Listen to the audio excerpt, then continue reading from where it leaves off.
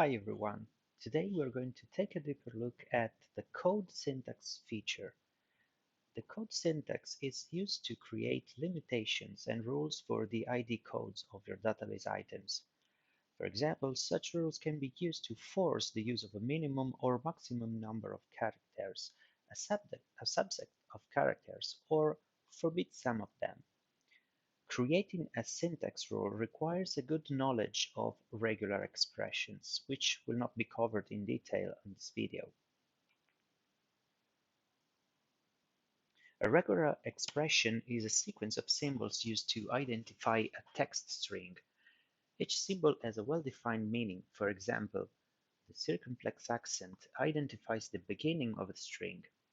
The asterisk is used as a quantifier, so something that repeats between 0 and n times. A Z between brackets identifies lowercase letters between A and Z. 0, 9 between brackets identifies all number between 0 and 9, while the dollar identifies the end of the string. So here is an example of a regular expression. This one identifies all the strings that begin with the characters 6, 0, TT minus, have any number of lowercase letters, and ends with a substring minus ALL. Given the complexity of this topic, this video won't cover all the rules and syntax of regular expressions, so please refer to the online bibliography for further information. However, let's try to use this regular expression as an example to create a code syntax in the program. First, let's open the archive and create a new entry, giving it a name and a description.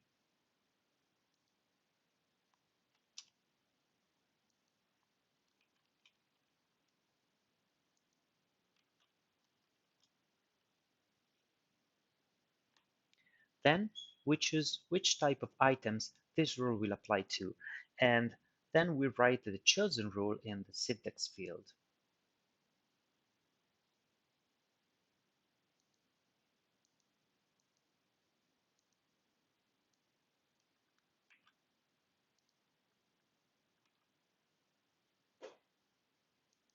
Finally, we activate the field enforce syntax to make the program forbid saving the entry in the archive if the syntax rule is not respected. As you can see, the section below provides a series of fields in which you can test the syntax on any string. If the string fails the compliance check, an error symbol will appear next to the test. Otherwise, a confirmation mark is shown.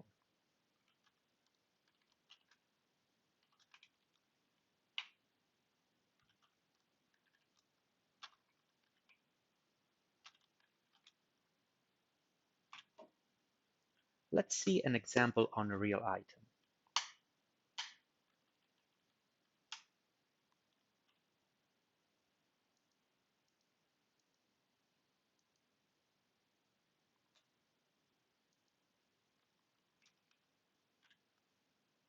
As you can see, the code item is not compliant, so the item cannot be saved. Let's put a working name then.